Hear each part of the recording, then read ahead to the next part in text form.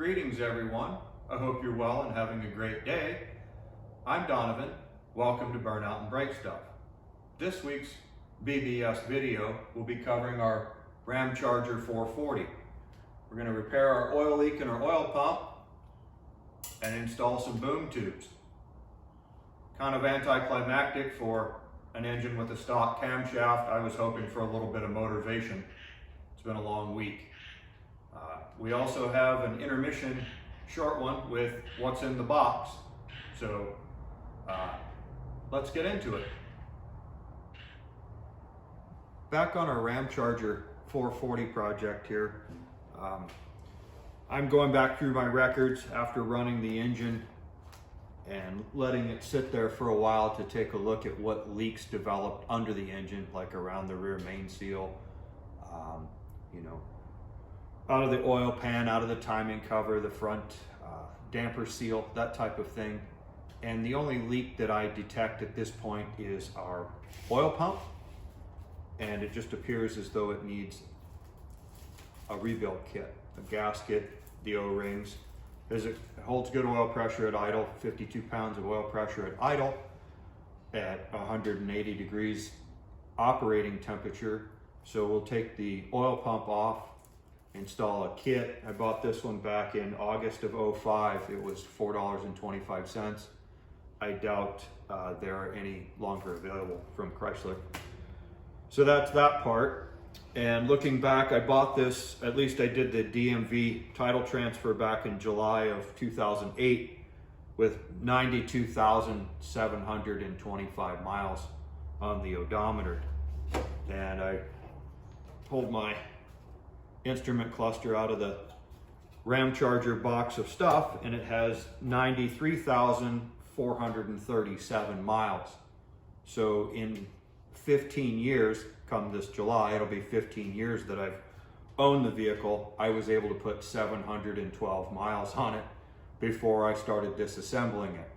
And what led to the disassembly was a set of ceramic coated Headman headers. I bought these in July of 08, and the reason that I bought them is because those vehicles, those truck engines were notorious with their ram horn style exhaust manifolds where the center two ports meet. So much heat was generated there that it would just eventually start cracking the manifold, and that's what I ran into. And I didn't want to, I want a little bit more performance, and I didn't want to keep replacing exhaust manifolds. So in July of 08, I boned out $422.95 from Summit for those headers. But me being the person that I am, OCD or whatever, it's a cleanliness thing, I couldn't put a new set of headers in an engine compartment that was a slimy, sludge-coated, oily mess, because the gaskets on the 440 were not properly maintained over its lifetime. So anyway, I ended up pulling the engine out of it and carting it up the hill where I used to live and pressure washing everything, and then brought it back down. And well, life circumstances took over, as anyone can relate to. We're people, and life changes quickly no matter how much we try to plan. And so with death in the family and friends where I rented and the like, circumstances changed for me. So anyway, here today, and I'm gonna try to get this oil pump off of here, get it cleaned up. Got our service manual out. Gonna measure the tolerances as per what the manual says, and given that it has good oil pressure, I'm certain that it'll check out well. And then we'll get that oil pump reinstalled, knock those exhaust manifolds off there, and install these headers. So we'll see what kind of fun happens when I take the exhaust manifolds off and how many of those studs break off in the heads. It's all good though, right? Just having fun. Okay, let's get over there and get busy. Big block Chrysler oil pumps are really straightforward, especially since they're on the outside of the block and not contained in the oil pan. So what we'll do is we'll take our oil filter off, and the pump is held on by 4 3/8/16 cap screws. and we'll go ahead and pop those off, get this pump removed.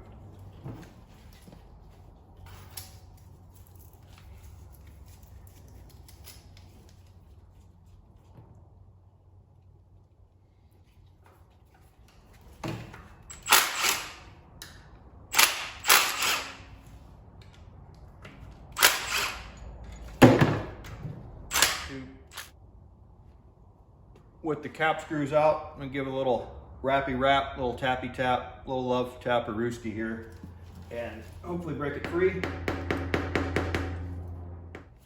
Well, this oil pump is not having anything of it as far as coming off there easily is concerned. So I'm gonna go ahead and drain the cooling system, remove our Y pipe, cobble together Y pipe, take off our exhaust manifolds, and try to gain more clearance to it so I can either get a prying bar to it, a little tapping action, see if it'll finally break that gasket free. Not sure, but you know, it isn't fun unless it's a struggle, right? So you got to get the struggling on right up to the point of, you know, losing your temper, cussing and throwing tools, right? Well, I'm not that guy. I grew up with that guy and I don't want to be that guy. So anyway, yeah, I'm gonna get this off here, cooling system drained, because I'll need that drain when I go to take these studs out. And if the oil pump is this difficult to get off, I can only imagine how many of these studs are gonna break off in the heads. So, you know, let's keep it fun. Okay, let's go ahead and get our plug wires out of the way. This side.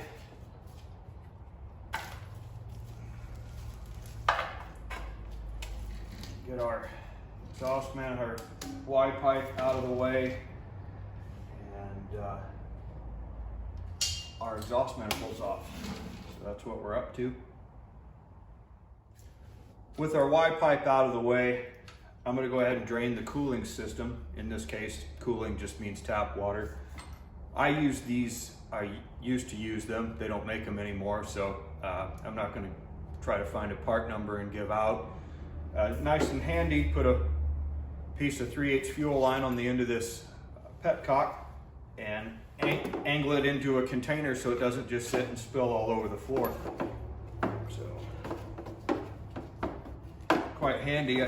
You ever found something that works well for you and it appears as though nobody else likes it and then they discontinue it?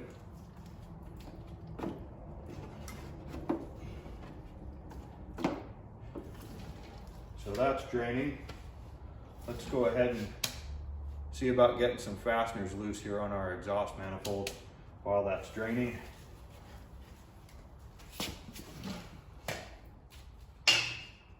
Like I said, it'll be interesting to see how many of them break off in the cylinder heads.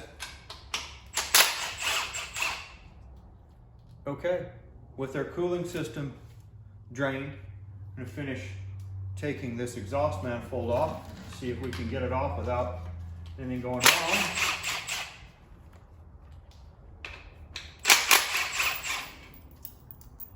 Okay, that one looks like it. Okay, that went into water, so all these fasteners on this big block Chrysler's go into water. This for you. Okay, off we go.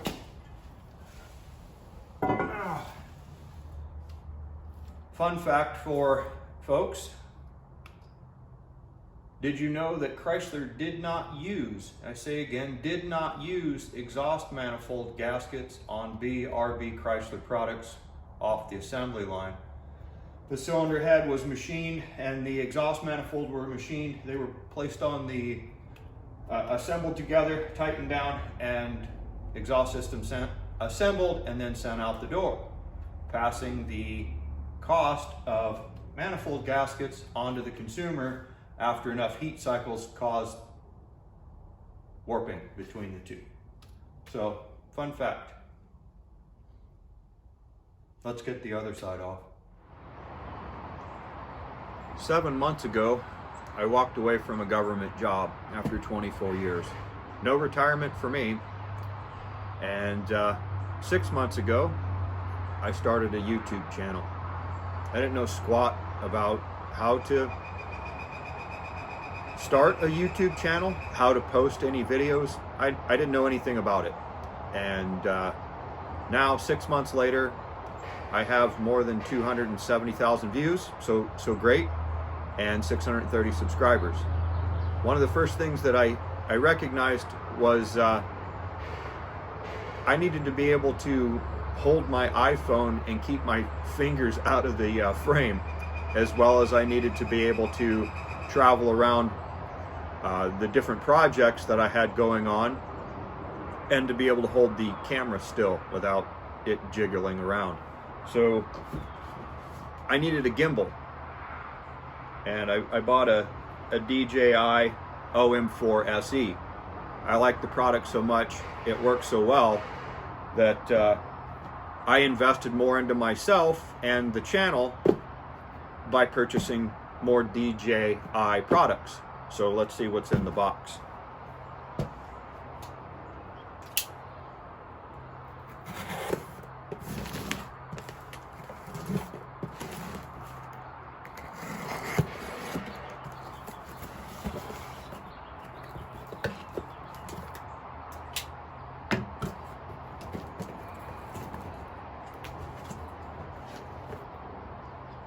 I purchased a DJI Action 2 small camera.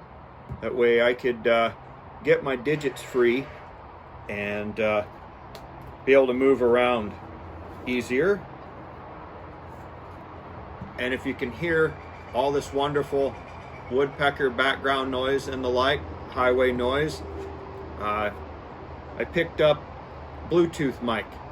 So hopefully it has some noise canceling capabilities, and I can make more outside videos in a more quiet environment. What else do I have here?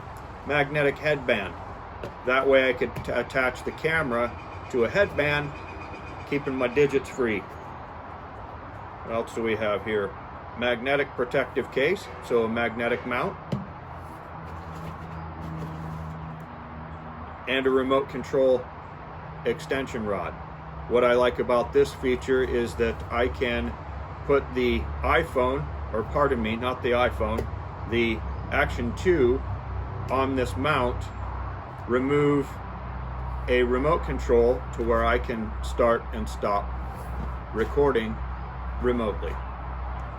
So these are the products that I've invested in, and we'll get them out of the box and see how they work. Hopefully I'll get them incorporated soon. Hopefully the learning curve isn't too steep, you know, teaching an old dog like me new tricks. So that's my intermission for the day, investing in myself, the channel, and hoping for a positive future. Thanks for watching, and I hope you have a great day. Well, I didn't want to let you down. I want to show you what was in the boxes that were in the box. Look at how tiny this camera is. And we have the case for it, so let's go ahead and snap this together. We'll take the protective films off,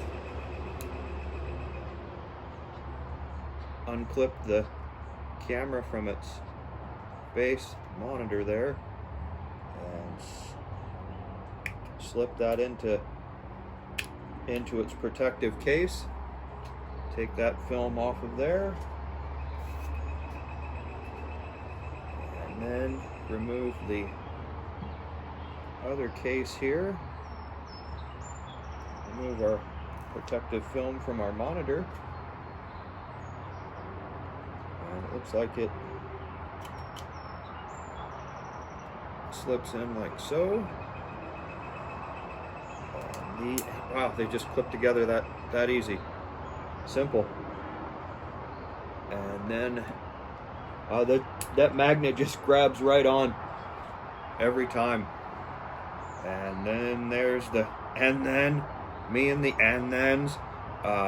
There's our remote control for our base, and the base is telescopic, so has that much height to it. Put that back down.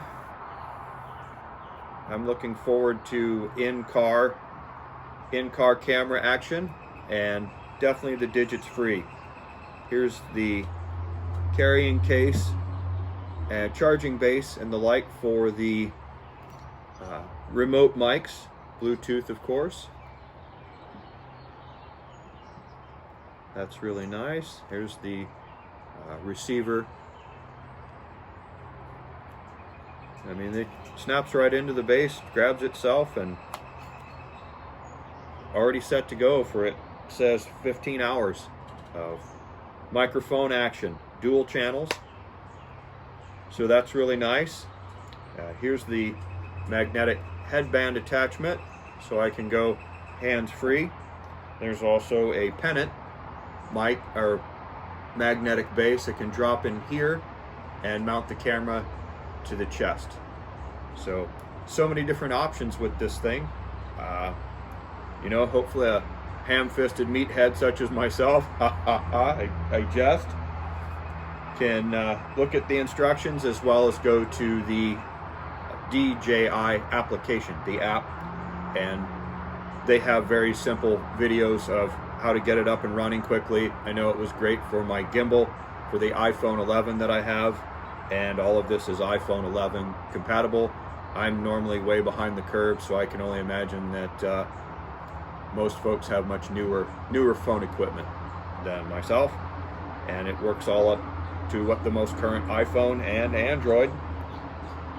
You know, everything's right there on the box as far as how to get it up and going. So I'm excited to incorporate this into burnout and brake stuff and make the video viewing hopefully that much better. So I didn't want to let you down. I wanted to show you it was in the box of boxes. So yeah, there. All right. I hope you have a great day. With our exhaust manifold removed, it's time to ask a question. Do you want to see something cool? Do you want to see something sexy? The answer to that is yeah, always.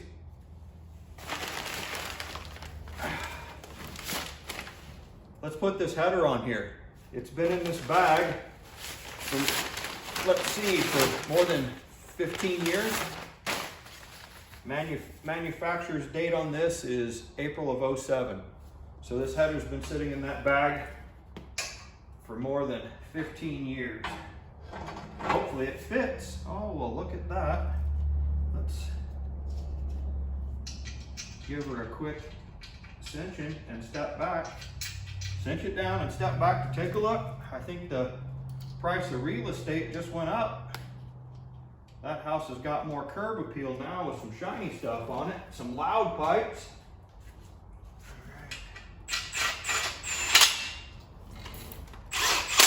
There we go. Step back and take a look at what kind of spark plug wire complications we might have with it. Looks like it's okay, better than the headers on my A100 van. Yeah, looks good. What do you think? Comment below. Why would you put such nice looking headers on an old dingy 440? Curb appeal, making it look better, making it perform just a little bit better. We might get maybe 2 more horsepower out of it. And if we put the stickers on, maybe 3. All right, on to the next bit of fun. With our test fit of the header now off the engine and having the opportunity to look at the studs, I'm gonna say 15 years ago when I had problems with the driver's side exhaust manifold with the excessive heat and the cracking, I had removed it. So I must have at that time taken my time to run some jam nuts on here, the old jam nut-a-rooski routine, and remove these because I can see I have sealant put back in here. And I got lucky then in that respect that I struggled back then that paid off now. the other side exhaust manifold buzzed right off. All the studs came out on that side with the fasteners themselves. So that was simple, and most likely because it wasn't on camera. Almost any time that start putting stuff on camera, right, you have the opportunity for it to show the struggle. Yep, these came out so easy. I don't know how many of these over the years I've had break off in the head and have to weld a nut up on it, or try to center a drill bit up on it and get it to right up in the middle there, and keep walking the drill up, size of the drill bit up, until it finally gives up. So that was all there was to that. I got lucky there. So yay! All right, oil pump, smacked it a few times with the rubber mallet, and the gasket finally gave up. So with all this stuff removed now, I'm gonna put the oil pump in my parts washer and let it sit, and we'll get it cleaned up, and then do the tolerance check on it as per the service manual. Make sure it's still good before we put it back together. All right. With all of our exhaust manifold studs removed, I'm gonna install ARP 400-1413 stainless steel header studs. I've already used a tap to clean the thread surfaces. And since they go into water, I'm going to use Permatex thread sealant with Teflon. It's a paste on those. And because these are stainless steel studs, when their companion fastener is installed with them, I'm going to use high temperature anti-seize, because stainless steel likes to gall against itself, and once it does that, my experience is it's not coming apart. It'll pull the stud back out of there. So that's where we are, and let's get to it.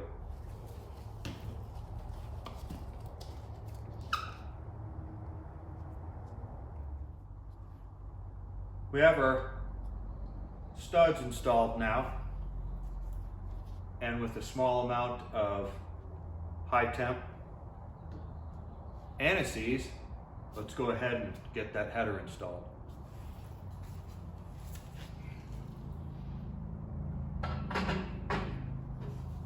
I'm just reusing the gaskets that I had for the time being.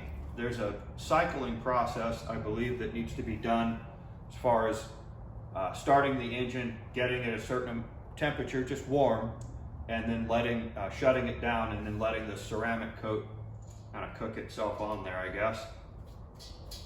I seem to remember that being a part of this procedure. I could be wrong. I'll have to check. With our pump completely disassembled, soaked in Zep purple cleaner, and cleaned up, ready to reassemble with new gaskets and seals, I've checked all the tolerances per the service manual, and everything checks out appropriately. So what we're going to do is we're going to go ahead and reassemble our pump and get it installed on the engine.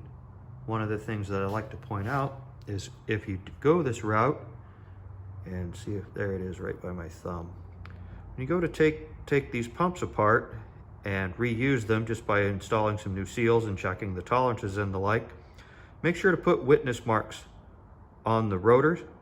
That way they will be oriented in the same way they came out of the pump. Okay. With our oil pump, with new seals, gaskets, that type of thing reinstalled, and a set of boom tubes on it, so could have a little bit of fun, a little bit of motivation. Hopefully this all goes well. I guess we're about to find out. About to find out.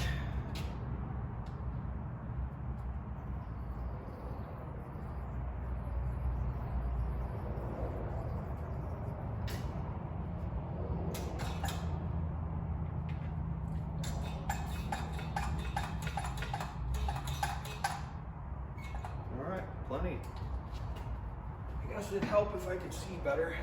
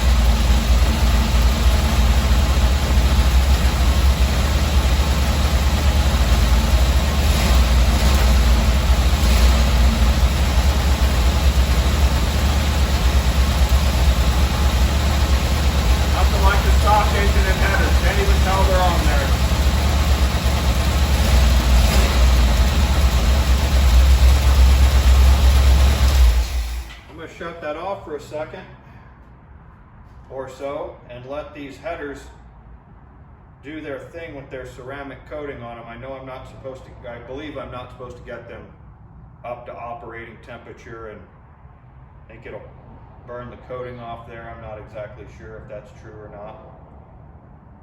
But hey, it started, it has oil pressure again, so I have to consider, after how this week has been, yeah, lots of fun. So I have to consider that it started again, it has oil pressure, and it sounds fairly decent. I have to consider that a win. All right.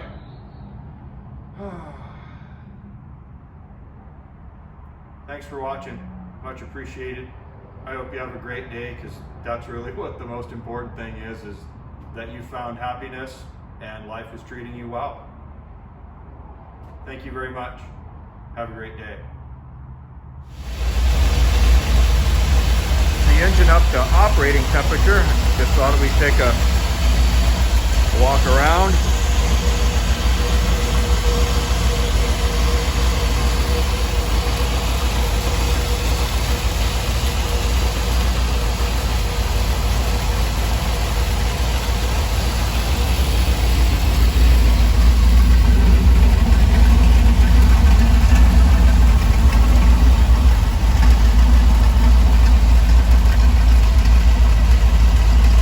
Exhaust system doesn't sound too bad. Up to 185 degrees.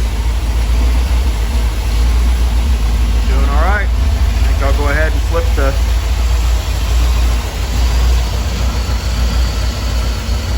this out of here so it'll run itself out of fuel before it overheats.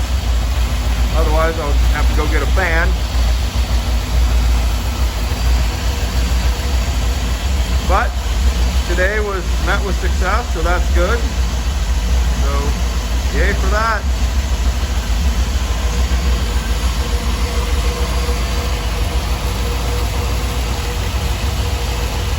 Sounds okay. Not leaking, that's good.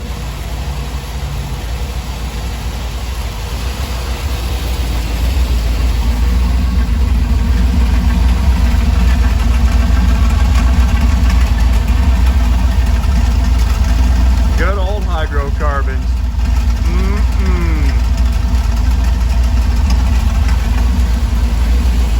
I'm getting up around the 200 mark. Oil pressure's good.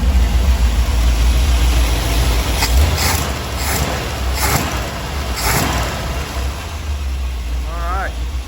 Let's shut her down before it gets too hot. And there we go.